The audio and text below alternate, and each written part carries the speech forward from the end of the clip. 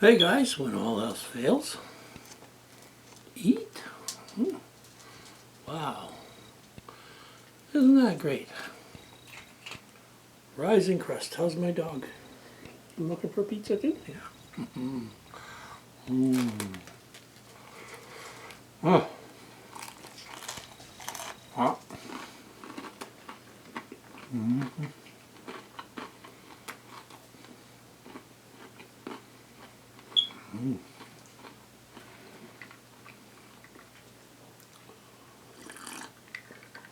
Anyway, I've been putting videos together lately, trying to just help people and help myself. If I'm making you feel better, or I can help you in different ways, hey, I feel better about it. That's what I did all my life. Try to make people feel better, try to help people. Although, maybe the family won't say that,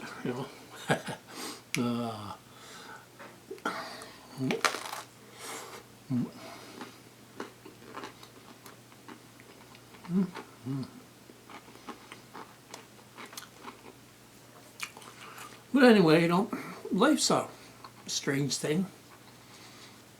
We don't even know what this life really is.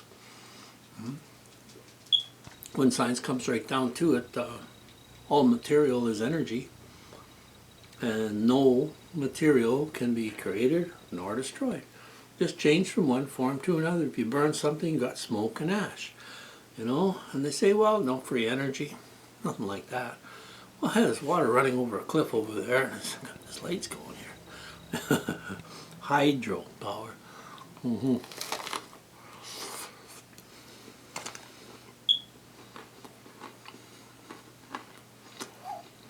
Anyway, when I move on from this world, I would like to sit around, break bread, here's some for my dog, and enjoy, life. So I'm basically sitting here, sharing, food with whoever watches, and like I say, I just try to make things a little bit better in life. Now look, I got my book here. See my book? I see there's a little wee tiny fly. So tiny, like a sand fly or something on there. But look, it's trying to get away. Oh, it's flying away. It's life. Now, if something that small is fighting for its life, trying to get away from from me, or it's live. How is that possible? How is all this stuff possible? Trees grow. Anyway, my dog's hungry again. Me too. Oh.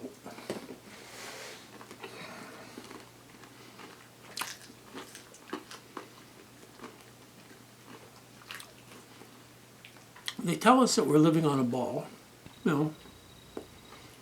spinning 1,000 miles an hour. Yet gyroscope on the plane, when the plane's sitting on the ground, doesn't move. Now, it should be moving 15 degrees an hour, I would think, if the Earth's spinning around. And they say we know what the moon is. They say it's a reflector.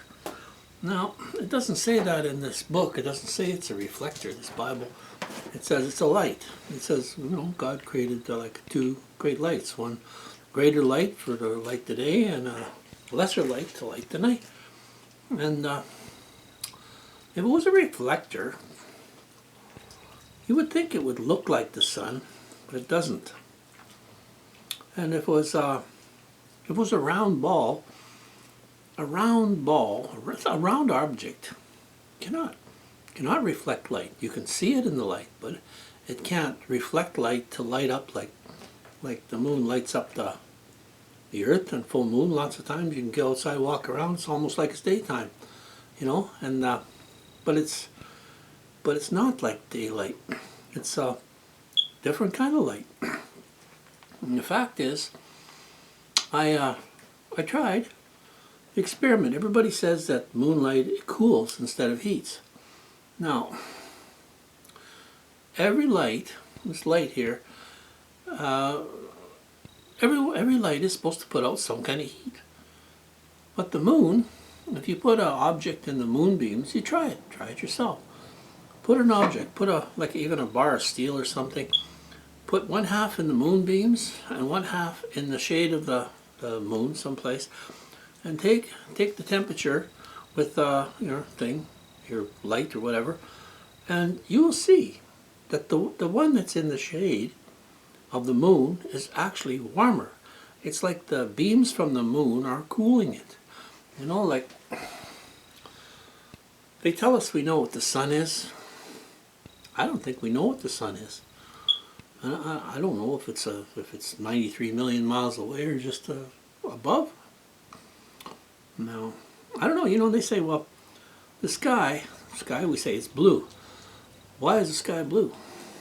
In this book it says it's dividing waters above, like from waters below, and it says there's waters up there, and when I look up I see blue, and you look across the big lake or the ocean and you see blue meaning blue, you know, like, and they say, well, it's a reflection, you know, it's just our eyes playing tricks, and you know, there's so many strange things that go on that we can't explain, you know, like I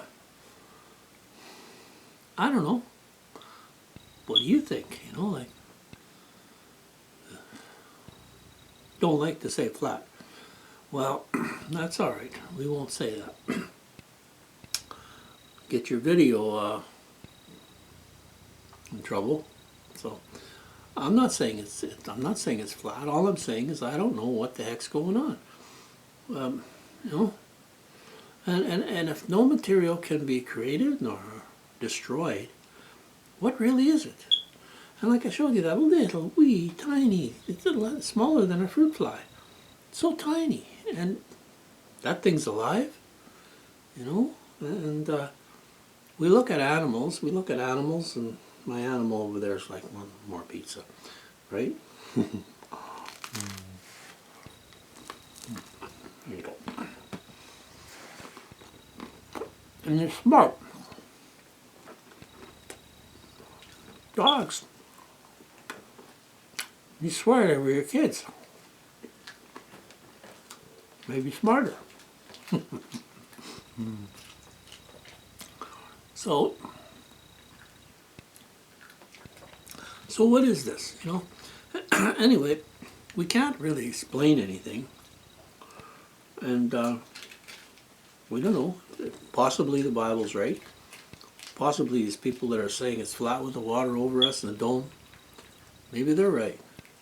Maybe the scientists are right that we can just jump on a rocket and go out into the heavens. Well, the Bible says no man enters it other than one that has come from it. So,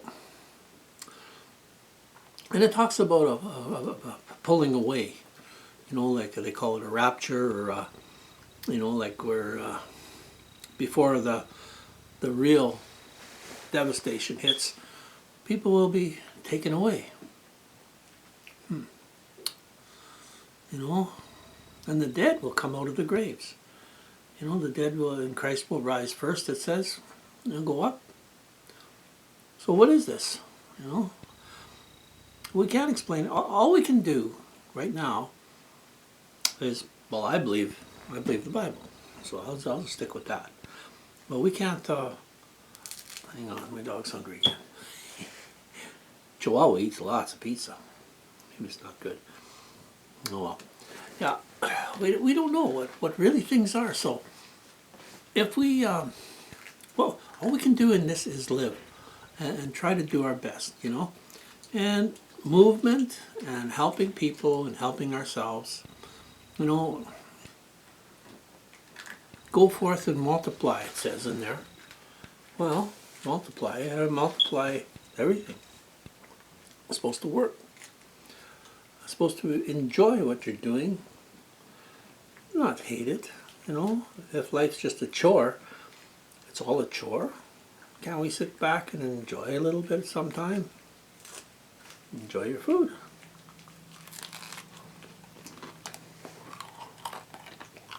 Anyway, I've been writing up some books, like short stories, and getting them worked on. And one I wrote up here is The Shattering Sky. You know, it talks about, you know, like they've been launching balloons for years and years now, and they say that well, it's just weather balloons, but 1,000 balloons a day going up. And this story that I put together, maybe it's fiction, that all these balloons launched constantly with helium or hydrogen in are pushing against the sky, the firmament. And after so many years and stuff like that, like these balloons, apparently lots of them weren't coming down, you know, like they're, and if it's constant pressure up against a solid firmament, but yet made from light material, you know, like an egg. An egg has, when it's rounded like this, it's very, very strong. But push on the center of that. Push on the inside of that egg, and a little chick can pop holes and come out. You know, it's got,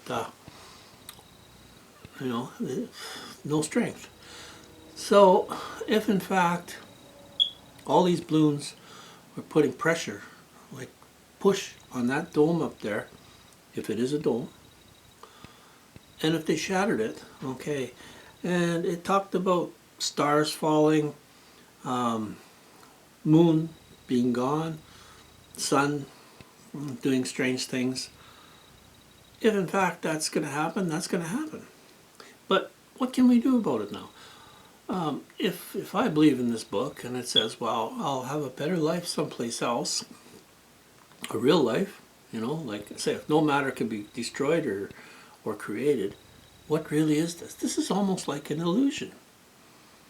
But the devil is real. I mean, it's been proven to me with hauntings and poltergeist houses and having to be involved in exorcisms over hexes. You know, it's proved that the devil is there. And sometimes, you know, I've talked to God and weird things have happened, you know, proved it to me. And my sister, you know, she's 8 years older than me, and she says she sees Jesus all the time. When she closes her eyes at night, she just calls on him and he appears. You know? And I asked her one time, what does he look like? What does he look like? And she says, do you mean you don't see him? You know? Like, she's shocked that I don't see him. You know? Like, and one time she called me. This was before she got very much to be a Christian. She called me kind of in a panic, and she says, you know what? She says, Dad showed up. Now, Dad died when he was like 52. He got in a mining accident. He got crushed by a mucking machine. He lived for 3 weeks after that. And she said she was working in her house, and she went up by the hallway. She was going to vacuum or something, and she's standing there, and she says, there was Dad, standing there. She said he had a plaid. He always had this red plaid shirt. He'd wear a work shirt and work pants. And she says he was smiling. And she says, I was just going to say, Dad. And he was gone, you know. And she was all in a panic about this. And she called me. And I says, well, you know what? Sometimes God helps reveal things to people, you know, and there's been so many things. As I said in one of my videos there, when I was a baby, I guess, you know, I remember the fear, and I was It was Lynn Lake, Manitoba. We left her when I was 4 years old. But I recall fear one time when I was in a carriage, and it was daytime, and I was either behind our house or I was behind some place. Maybe it was the store at the corner. I don't know where it was, but I recall as a baby, they had these big carriages, and I recall pulling myself up and looking over the edge, and there was this short, gray thing with big eyes, and I remember it scared me, and I dropped back down. And from what I could recall, I sort of stood back up and I didn't see it anymore, but I never hit no idea of abduction or anything like that. But, so those things are kind of like, gotta be here someplace too. And my sister, she lives out in Orville. It's just out of Parry Sound. And this is a way back when she was working at this Met store in Parry Sound. They live out in Orville, a little town, 15 minutes, little village, 15 minutes out of town. And she said she was coming home one night, and she had this Pinto that she got off me. And she said I was coming up over this one hill, and it was dark, and she's all of a sudden I come up over this hill, and she said it was like all lit up, like there was lights all above the trees, and the colors were like unexplainable. And she said her first thought in her head was, who put a city out in Orville? But then she got scared, and she chomped on the car, and she zinged over the next hill, and she says, I was almost home. She's thinking, I should have took a better look. And these are eyewitnesses that's seen this thing. My wife's mother, when she was young, her and Donnie, her first husband, they were traveling, I guess it was around Rainy River or someplace in that area. And she says, I seen something out in the field. And it was like a round thing out in the field, so they pulled over. And she says, we got to take a closer look at this thing. And she says there was this like she was like a big door that opened. And she says there was like a tall, skinny being, tall. And she says it was like working up underneath something there by the door. And she says, and it looked at us. And Donnie says, let's get out of here. So, there's so much of that. And I had a weird episode down this road there. It must be, oh man, 12 years ago or so, 13 years ago. I live just out of Thunder Bay, about half an hour out of Thunder Bay. I went to one of my friend's places down the side road here. This was right between Christmas and New Year's. And I'm sitting in his house there, and it was actually, it was getting to about 2 o'clock in the morning. I said, holy cow, Doug, I said, I better get home. So I took off with the van, and I just got over the following hill, not far away, and all of a sudden, something said, what's watching this vehicle? What's watching my van? I could feel some presence of just you know how when something's watching, you can feel it? And my head's turning around, I'm looking, well, what is this? What is it? And now the van started to stall. It started to slow down. It would just go slower and slower and slower and slower. And I'm saying, come on, get me into that little village. There was a little village between there. Past Lake, there's a store there. And it just kind of slowed and slowed and slowed and slowed. And finally it stopped. Just before the village, there's a church and a parsonage there, whatever. And it stalled at that intersection, stopped. And my skin was crawling, like, whoo, I got out of the van. And I started praying. I says, God, protect me. This is, protect me. And all of a sudden, a calm come over me. The night just was warm all of a sudden. This is between Christmas and New Year's, and it is middle of winter. It's just like it was warm and beautiful, and I'm walking, in this, looking at the stars, talking to God and saying, it was just like it was lifted from me. And it was just like a nice night, beautiful stars all lit up above me. So I got into that village there at Peterson's store, and this is like 3 o'clock in the morning. I seen a TV going inside there. There was a payphone there. Didn't have no money on me to put in the payphone. Anyway, I banged on his door a little bit. I seen him looking at me. Finally, he seen me, and I just, I talked to him through the door. I says, can I get you to make a call to the wife? So then he recognized me. This is Peterson. He recognized me, so he let me in. I called her, and she came down and picked me up. But, such weird things. And I mentioned in the story before about that house I lived in Thunder Bay, on Rowan Street. Very poltergeist house. Now that was my first episode that I really had run-ins with evil, with a poltergeist house. I mentioned about fresh bread cooking in this house. Like, so weird. Me and my friends stayed overnight there, trying to figure out what was going on. I, dummy, went and bought a Ouija board, trying to get this thing to work in the house. It wouldn't work, and I played with these things before when I was a kid. It wouldn't work, wouldn't move, stuck to that board.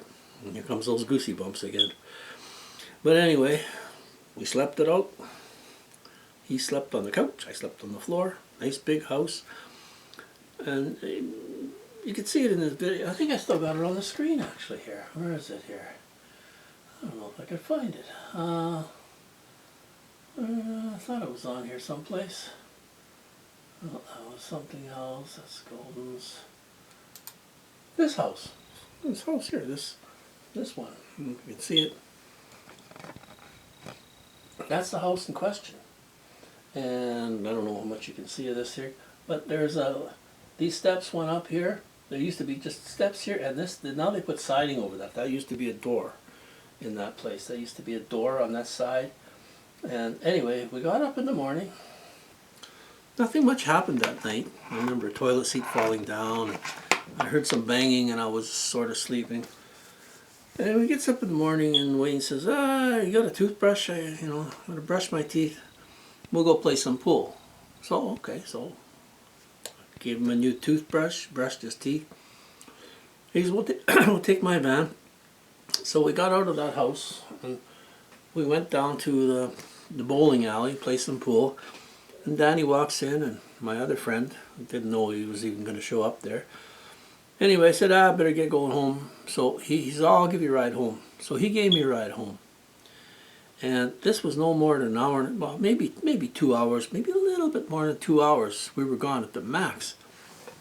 Got out that house there.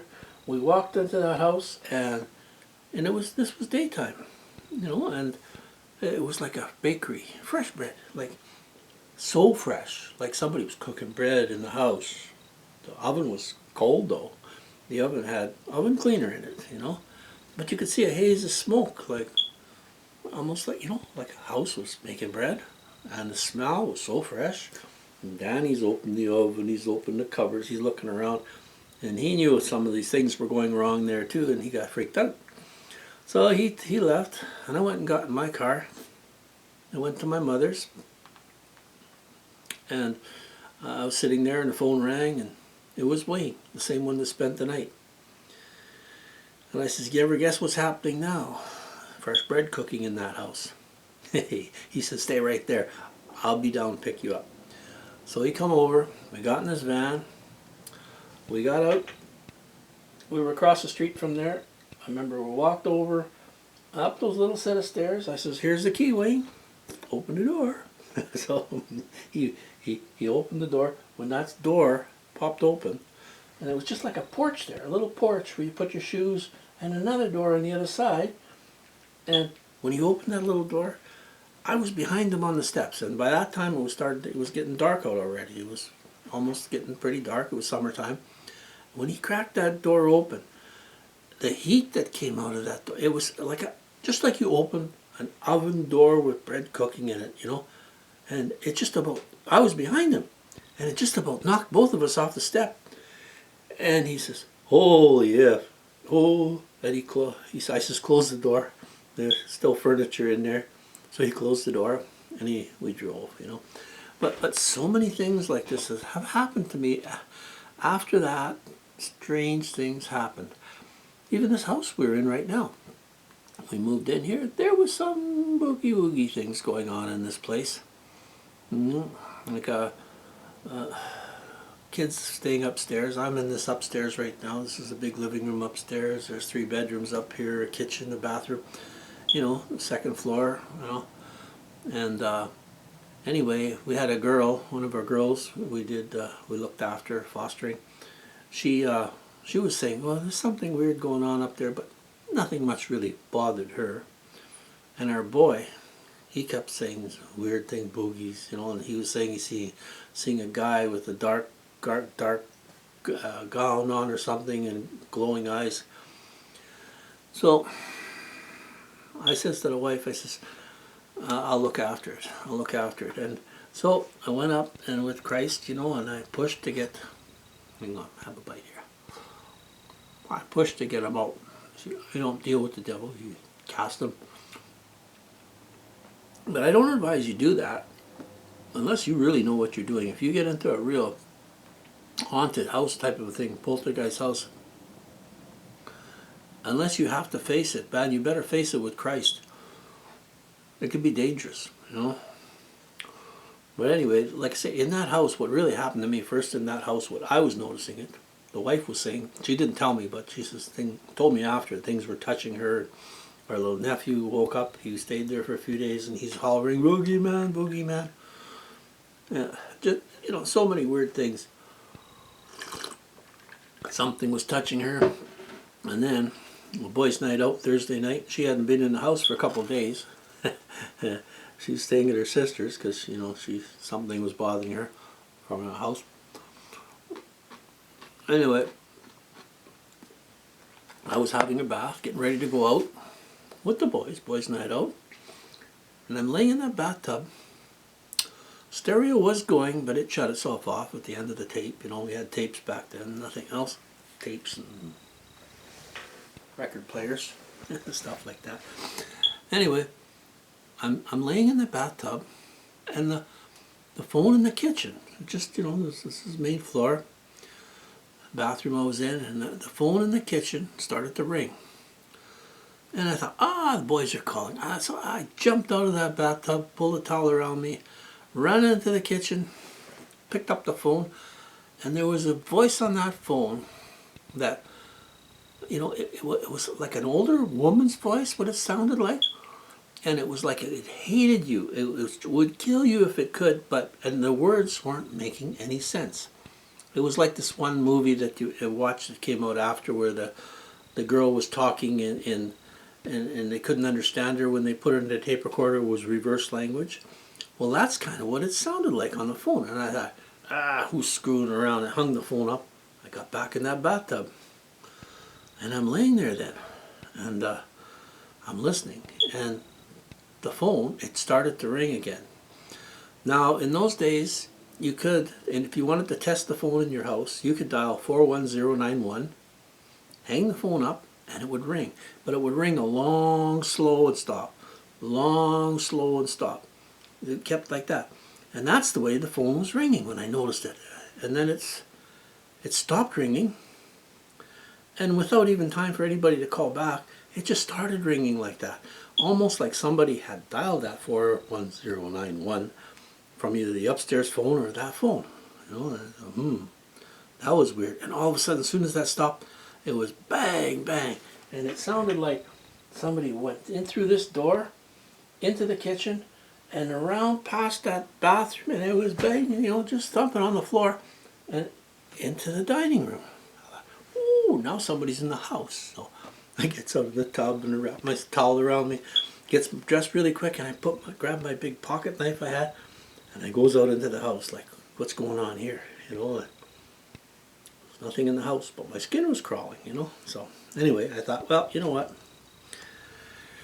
Time to go out and get drunk. So went out. But that was my first experience. And then we tried to figure it out. and I had the episode with the bread thing. And after that, I was in that house by myself again. She wasn't there. She wouldn't come back in the house. And I'm standing in the dining room. There was a living room, a dining room, a hallway a little bit, and a kitchen, and it goes upstairs. And it was a good size house, but it was on a real small lot. It was on a 33-foot lot. And you know what? There was so little space between that house and the next house that you couldn't walk through. I couldn't walk through it, and I was skinny then. You couldn't get through that space. I don't know how they built it. But you knew that there was people living right there. There was people living right there. But you were cut off from the world. When you're in those types of places, you're cut off from the world. It's very strange. And anyway, I was sitting in the living room there, in the dining room, I should say, and I had carpet on the floor. I'm sitting there, and I stands up. Now, this was summer. No, it was about summer. It was around Halloween, maybe fall sort of. Not really cold outside. Anyway, I steps on the rug in one spot, and oh my goodness, the floor was warm. Like was there something under the floor? There was no furnace on. There was nothing. I stepped another foot, just another one step, and it was like I was standing on ice. And then I stepped to the next foot, and it's warm again. And the next was like ice again. Just too many things, And then when we moved out of that house, my sister-in-law there, she all brave, she's going to go up in that little upstairs there in the back little wee tiny nursery bedroom there was up there. And she started screaming at the top of her lungs. And nobody'd go upstairs except, Marie finally went up there to see if she was being killed or what. Even her husband or boyfriend, Bill. Nobody would go up the stairs. They're terrified to go up the stair. And when Marie got up there, she said, there was a little door in this little wee bedroom, little trap door, and it was just on a nail hanging. You could access the taps in the bathroom beside it. And she said that door took off and it started floating up in the air. And she started to scream, And then Marie were moving out there. She had these big black plaster Paris cats that her brother made. And she took them off the walls and she laid them on foam rubber on the table. And she says, nobody touch those. I don't want them broke. And one of them just went poof, just dissolved, just so many weird things. And we reported it to the landlord because the furnace breaks down. This was right at Halloween. The furnace breaks down and we don't own the house. And so I called the landlord, said the furnace broke down and there's weird things happening in here. And this Italian guy come there and he's making like, there's an intruder in the house, and he's grabs this broom and he's running around the house like, there's somebody here. And even went down into the dugout, like it was on post, that house. It was down into the dugout. And then he comes up and he says, you guys, you smoked that wacky tobacco or something, you drink too much, But he knew there was something wrong there. He did. Because years later, in business, one of his boys had a vehicle painted at our place. And he says, yeah. And he says my dad would never go back in that house after that episode. The mother would go and collect rents from the place, but never again. And like I say, years later, we had opportunities to go back in that house. We never go. We wouldn't go. And like I said in the previous video, I told we had girls. This was years later. We were living on Cumberland Street. We had a house there with a shop and that, and we had two foster girls we were looking after, and they were going to St. James School, and they were going to do a story about, like Halloween story about haunted place or something like that. So we sat down with these girls, and they wrote the story. We told them what was going on in that house, and they won first prize, best story going out there. And then, I don't know, a year or two later, I ran into that Mr. Kibbsey. He was the teacher, at the time there. I think he was principal after that, some other place. I said, you know that story that they wrote? That was true. That was our place. We were in that place. And I said to him, now Wayne, he worked in the mall that I met this guy in. And I told him, I says, that was a true story. I says, you see that security guard over there? That's Wayne. He was the one in that house with the fresh bread and stuff. I said, let's go talk to him. So he walks up to Wayne. And I says, Wayne, I says, this man, he wants to know about Rowan Street. And Wayne, when he just went, boof, and he turned around and he walked away. And I says to the guy, see? Now there's proof right there. So anyway, like, I would not play with this stuff, like. And then, like I say, I pushed the evil out of this upstairs place, but I was downstairs and on the main floor, and I hear this bang bang crash in the basement, and it was only the wife and me here at the time. I don't know if there was any kids. I think we had some kids still in one of the rooms or bedrooms or something. And I says, were you banging in the basement? She says, no, I wasn't. She says, I thought you were down there moving furniture. Oh, okay. So I goes down there, looks around, woodroom doors locked, windows closed. Oh, my skin's kind of crawling, so I didn't do anything about it, I thought, well, okay. So then later on, it was in the summer just after that, I'm in the basement. It's not a finished basement, and there was big ducts go along the top of the ceiling across from north to south of the house in the inside at the top. And I'm standing by that woodroom, and I hear above my head, I hear bang, bang, bang, bang, bang. And there's this duct, and it was moving up and down, like bang, bang, bang, up and down. Now there's no furnace running, there's no wind going on outside. And I looks down that pipe, and you'd swear somebody's going along with a stick, going boom, boom, boom, boom, boom, all the way along. I said, okay, I know who this is now. We're going to deal with it. Push that out, You have to do what you have to do. It was lots of strange things. And then, this was a number of years ago now, one of our friends, she had this boyfriend. And he was kind of a real crazy guy, this Carl guy. I met him. He was working in a shop across the street. So I got to know him. The shop that he was working in closed down. So I says to this guy, come on, we'll work some cars out or do something. So he was with me. And then I realized this guy's nuts. You never know when he's going to flip. And he flipped on her a number of times. Now, she was a postal worker. She was delivering mail all day long. And so he had spent, previously, he'd spent 9 years in some pen down east on an 8-year sentence. That's how bad he was. And the majority of the time, I found out later, that he had spent time in jail, but lots of it was spent with a guy with Wiccan, like witchcraft and studying stuff like this. So anyway, he followed her up here, and this was years after that. After he was, he got out of jail, and she was still around. So he got with her, and she tried to get away from him. So she moved way up here, up north, and she was delivering mail, and he's goofy, crazy. Anyway, she talked him into going back down east to try to find some other work or something. So he went down there. And he got in trouble again. He found another woman down there, and she had a younger girl, and things led on. That's what he was. That's a pedophile of some kind.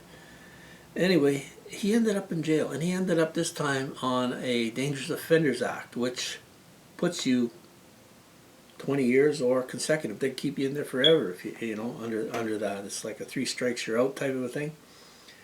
But anyway, he was in there. And I guess he was casting hexes from there, because all of a sudden, I'm here, and Marie comes up to me and she says, this was nighttime, and she says, oh, Darlene had a bad heart attack. She died in the hospital. They got her going a little bit, and they flew her out to Hamilton or some hospital or something, and they don't think she'll make it. And then she says to me, oh, she was hearing voices and she was seeing things. Well, Marie become friends with her. And this lady, Darlene, she didn't really confide in me at all. She didn't really trust men, sort of. And anyway, Marie was friends with her, and she told me about this. And I thought, oh no, it's a hex. And so I was sitting up here, not in this living room, but in the kitchen.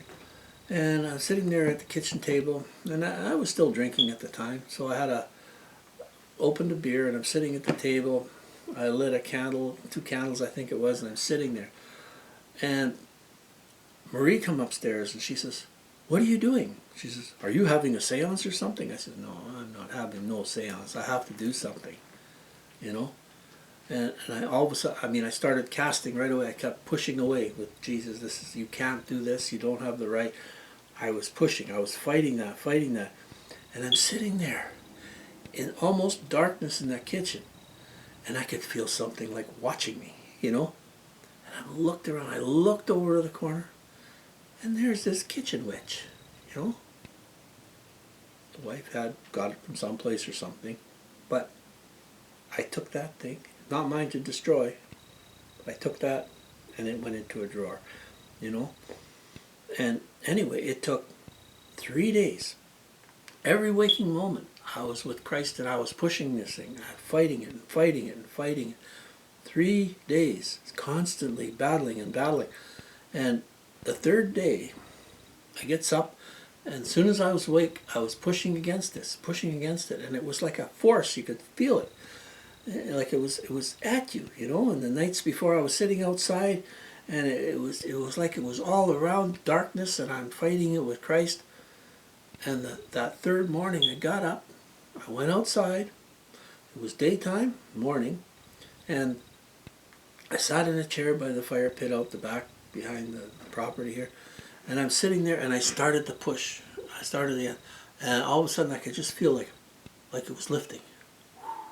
Was just going into the sky, and it was gone. And see, I didn't know what exactly went on with her, but she lived. She lived, but she had a really bad heart problem. She almost died. Anyway, when they got her back here, she was still in the hospital for a while here.